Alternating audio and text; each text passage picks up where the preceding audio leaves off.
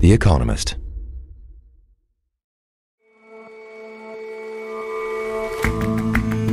Hello and welcome to The Intelligence from The Economist. I'm Jason Palmer. And I'm Rosie Blore. Every weekday, we provide a fresh perspective on the events shaping your world.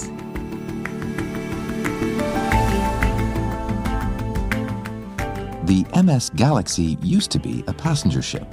Now it's moored permanently in Amsterdam and houses 1,500 asylum applicants. Our correspondent meets some of these migrants and asks why the Dutch government is making life harder for them. And a lot of people seem to think that size really is everything. And as countries grow in wealth and stature, so do their skyscrapers. Our correspondent explains why we're so taken with tall towers.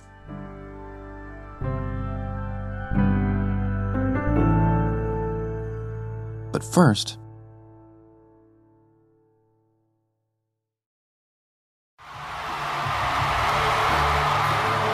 well over $500,000 an hour, in the neighborhood of $10,000 every single minute. That's how much, on average, Kamala Harris has been pulling in from donors since joining the presidential race July 21st. Are you ready to make your voices heard? She's already passed the billion-dollar mark. More detail will come with the latest round of campaign finance filings this week, but it's clear Ms. Harris is bringing in far more than Donald Trump, even though he has had the largesse of a fervent new admirer, Elon Musk, to the tune of $75 million in the past 3 months. As you can see, I'm not just MAGA, I'm dark MAGA.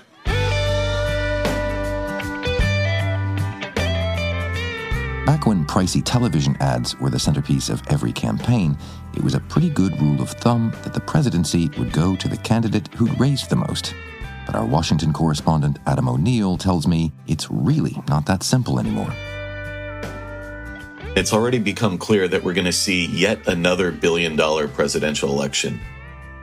And despite all the money that's sloshing around the system, no one knows exactly how much it's actually going to affect the outcome of the race. Campaign finance has changed dramatically since 2010, but it hasn't exactly gone the way that many people were expecting. So what do you mean when you say it's changed dramatically? Well, in 2010, Barack Obama, at his State of the Union address, rebuked the Supreme Court as they were sitting right in front of him, and he essentially said, because of your decision in Citizens United, which in short enabled a massive amount of corporate giving into American politics, he said that the most powerful interests in America would be controlling elections from now on.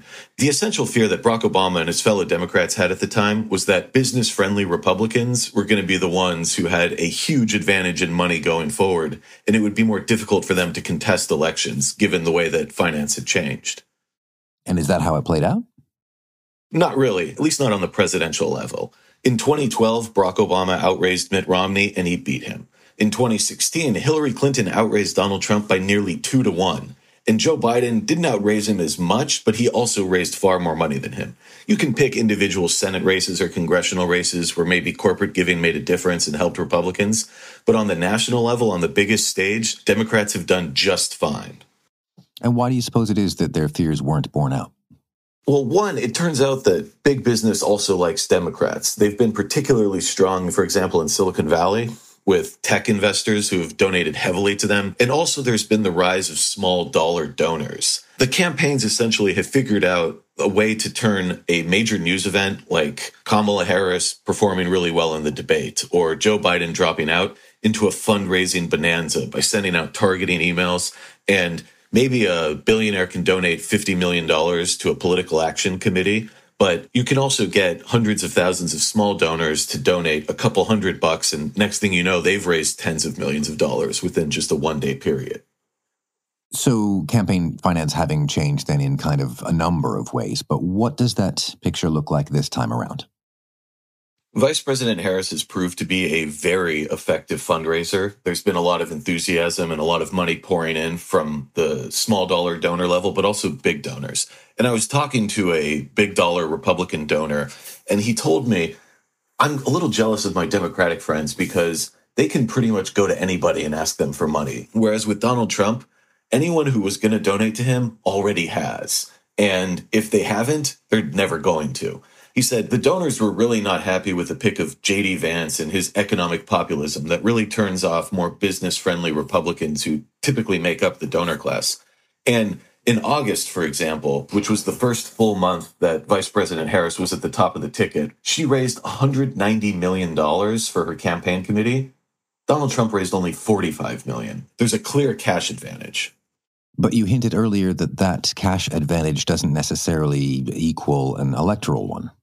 Yeah, of course, if it was only about money, Hillary Clinton would be currently wrapping up her second term as president, and American politics would look very different. There's a debate among political scientists about what matters, what doesn't, particularly at the presidential level. Donald Trump is one of the most famous people who's ever lived, and Kamala Harris already has very high name recognition as vice president. Both of these people have been in the public eye for so many years that opinions are pretty calcified about them. I talked to one political scientist, and she said that in her research, they couldn't detect a change in opinion from the hundreds of millions of dollars spent on television advertising in 2020, when it was Joe Biden versus Donald Trump. And we'll see if we're able to now, but when both campaigns are spending tens of millions of dollars, does $80 million versus $100 million really make a difference? That's sort of where the debate is. So the implication there is that television advertising, where everybody reckons all that money tends to go to, doesn't really do the job. And you reckon in turn that it doesn't do much of the job simply because of name recognition? That's part of it, right? A lot of the Harris advertising is just introducing her to voters. As a prosecutor, I never asked a victim or a witness, are you a Republican or a Democrat? The only thing I ever asked them, are you okay?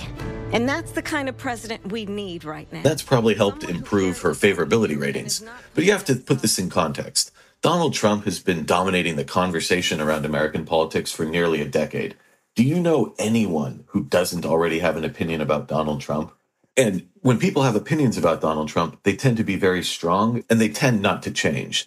Now, that's most people. That's probably 99% of Americans. But there's that small amount, maybe tens of thousands of people in these swing states who maybe they don't like him, maybe they're a little skeptical of the Biden-Harris administration, and they are open. And that might be where you have a little bit of persuasion, where advertising about Kamala Harris's far left record in San Francisco as DA, that might persuade a handful of people. I am Kamala Harris. My pronouns are she and her. You're considered the most liberal United States senator. Or another ad about January 6th, reminding people of Donald Trump's involvement in that. And so the researchers I talked to, the political scientists, their theory is there must be some small amount of sway, but it's certainly less than a percentage point, and it's even hard to pick up in polling because it's so small. When you have that possibility, no one really wants to take the risk of not advertising. And I suppose that essentially it's razor-thin margins in American elections anyway, so any gain is a gain worth paying for.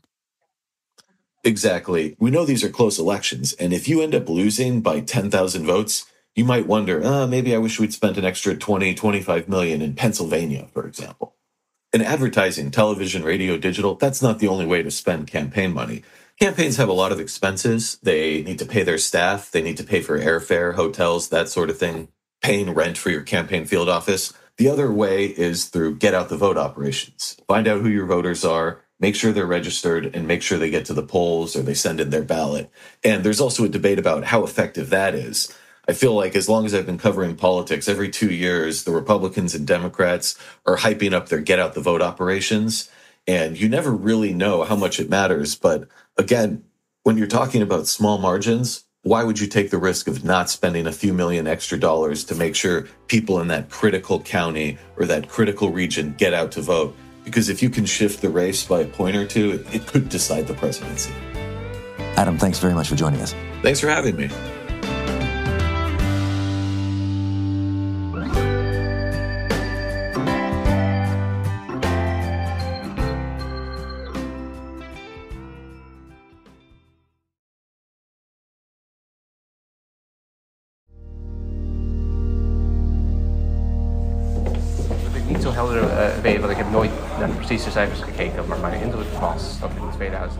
I'm based in Amsterdam, and recently I went out to the city's western harbor, where there is a huge cruise ferry moored.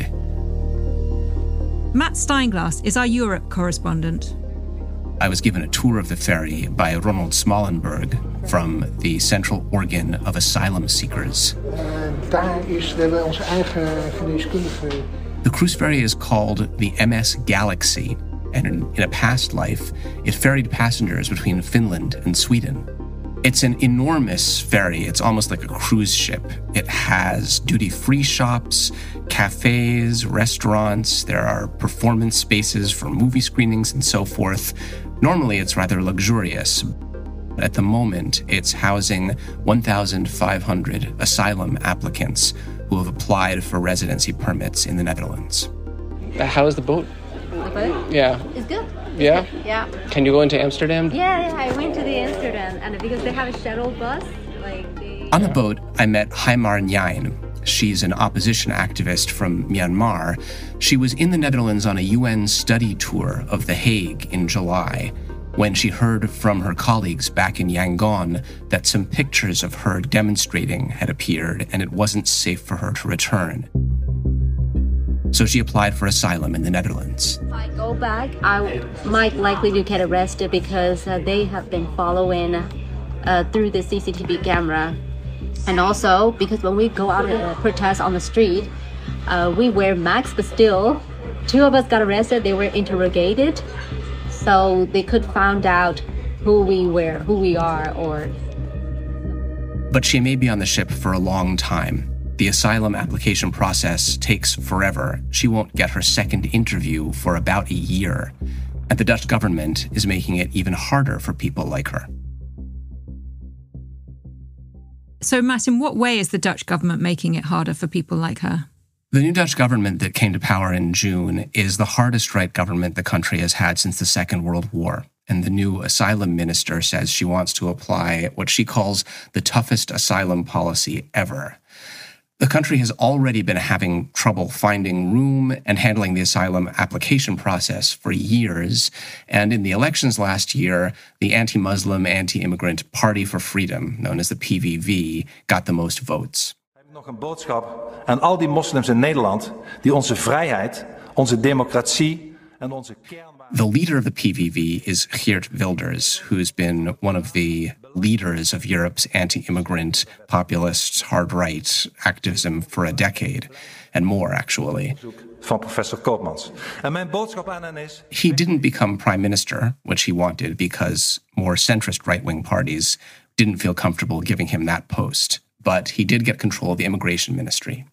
And what his immigration minister is demanding is a complete temporary stop to asylum. Can they even do that? Completely stop asylum? It's not entirely clear what they mean by completely stopping asylum, but under the country's normal immigration law, it wouldn't be possible. So what they want to do is to declare an asylum crisis and then a state of emergency. And that would allow them to push through an emergency law that would let them do things that normally they're not allowed to do. When they presented this idea in Parliament, it did not go over well, since it basically involves shutting the Parliament out of decision-making. It turned out that the civil servants had largely said that the plan was legally unacceptable and would probably be struck down in court. It's not clear that the state of emergency is going to go through, but Wilders says if it doesn't, he will probably bring down the government. So is migration a particular problem in the Netherlands? There isn't actually a migration crisis in the Netherlands at the moment. The level of asylum seekers coming into the country is lower than it was last year. It's a bit below the European average, but there is an asylum housing crisis because the government closed down a lot of asylum centers after the end of the huge migrant crisis in 2016. It turned out they closed down too many of them. So they're unable to find housing, which is a legal requirement for people who are applying for asylum and also for people who have been approved. 500 of the people on the boat in Amsterdam have actually been approved for asylum, but there's no place to put them, and the city doesn't want them on the streets.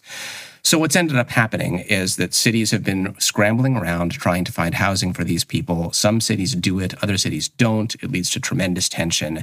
And all of this has been dragging on for years, which has allowed the right wing to claim that there's a crisis and that they need to proclaim this state of emergency.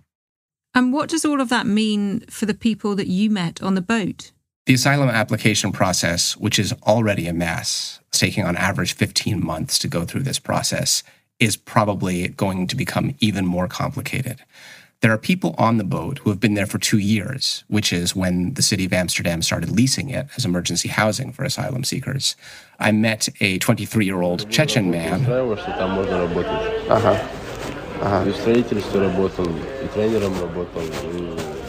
who fled Chechnya to get away from Russian mobilization that's been going on as part of the Ukraine war. He's been on the boat for 19 months waiting for his case to be processed. He actually has a sister who lives with her husband just a few miles away in Amsterdam. They came to the Netherlands years ago, and they have residency permits. But he himself is stuck on the boat with no timeline or deadline. It's unclear how long the case could take. I talked to a woman on the boat from Bangladesh who's been in the asylum system for 8 years. So, given that the Netherlands has a far-right government, partly or mainly because of its anti-immigrant rhetoric, what does all this mean for asylum seekers in the future? What the government is deliberately trying to do is give the Netherlands a very bad reputation on asylum, which is something that Denmark has largely accomplished over the last 6 to 10 years by tightening its policies and making a lot of noise about it in the press. The idea is smugglers will just avoid countries like that because they know they're tough. The other question is what it means for the rule of law in the Netherlands. The thing is, there is no need to apply a state of emergency to do the things that Wilders wants to do in terms of asylum law. You could do it with regular laws. You could pass them in parliament. For some reason, he doesn't want to. And what some scholars and experts are saying is that they suspect that he's doing this for the same reason that authoritarian parties in other countries have done, such as Viktor Orban in Hungary, who has applied states of emergency over asylum, over the pandemic, and over various other issues for years. It allows you to get around parliament. It allows you to rule by decree. Gradually, you see the rule of law break down. You see courts and legislatures losing their power, and countries, while maintaining the illusion of democracy, become more and more autocratic. And many people think that that is the gravest threat emanating from this conflict over asylum law in the Netherlands. Matt, thank you so much for talking to me. Thank you, Rosie.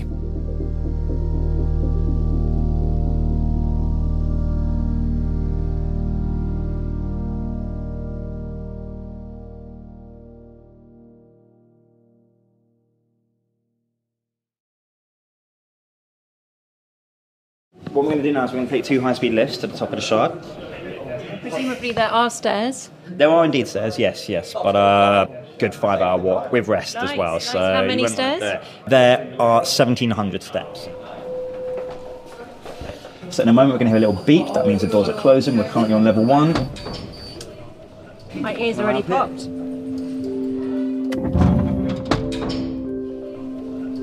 So we've just made it up to level 69 of the Shard, and it is absolutely beautiful up here. We're now 244 metres up, and we are as high as we're allowed to go without being a window cleaner at the Shard. We can see Tower Bridge, and we can see the train tracks. Even the train tracks look beautiful from here.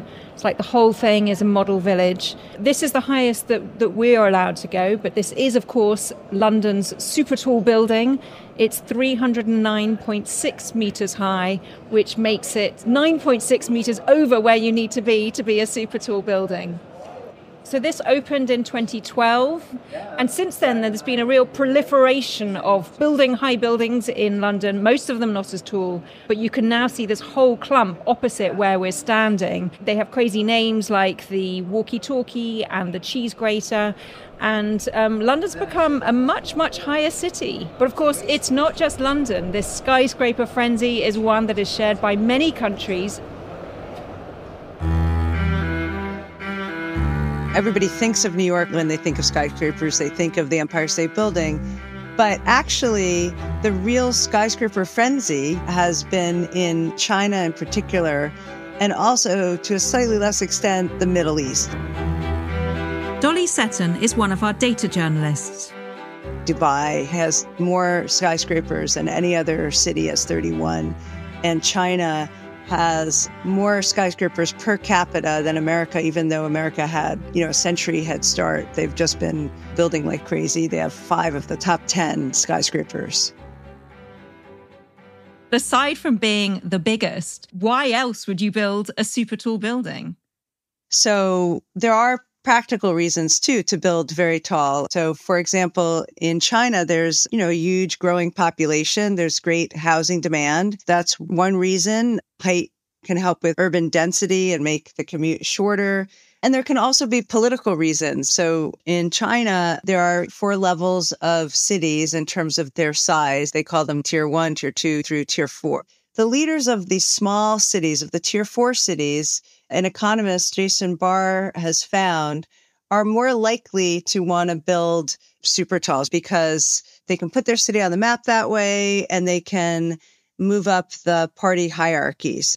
So actually what you're telling me is that bragging rights really are hugely important, whether that's within a country, within China, or within a region to show, look, we've made it. Which makes me wonder what's going on in the US, which, as you say, was the original home of the skyscraper. Yeah, so that's interesting. As you said, the first skyscrapers were built in New York and Chicago in the late 1880s. There was a competition between these 2 cities. But in the past decade, only 10% of super talls were built in America. You have some residential ones, super thin super talls that sprouted up on Billionaires Row, which is a street just south of Central Park. But they also generated a lot of controversy in New York. I'm in New York, and I know they cast shadows on Central Park. People don't like that.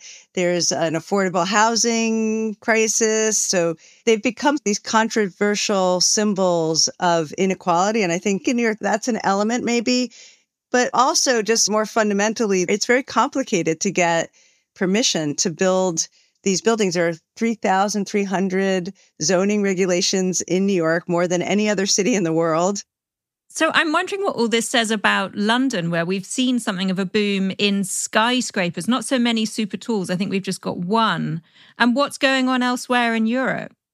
Yeah, so Europe is very different in terms of trying to aspire to the heights. I think as one expert I spoke with said, it's considered gauche to build these skyscrapers in these cities with such history. There's that on the one hand. In the EU, only Poland has a super tall. In Rome, there are regulations that say you can't block the views of certain landmarks. In Paris, they actually have a ban on the construction of tall buildings. And that was in response to, there was this outcry when they built Montparnasse, which is a big, tall, black box. And it doesn't fit in at all with the architecture of Paris. A Parisian person tweeted, "This building is a great an affront to Paris as the Nazi occupation." So there's a real resistance to these kinds of buildings in Europe. Dolly, I'm interested in what the limit might be here. We've just seen buildings getting taller and taller. Is there a limit? Right now, one of the main limiting factors is how high can these elevators go in these really tall buildings. They can only go so high depending on the cables. And so engineering breakthroughs are really needed to go higher past the height of the Jeddah Tower, which is going to be our new #1 building. And I think architects do dream of going a mile high. So we'll see if they can make it and which countries most want to do that. Dolly, you've left me with the Mile High Club and who's bigger than who else. It's great to talk to you, Dolly. Thank you so much. Thank you so much. It was a real pleasure.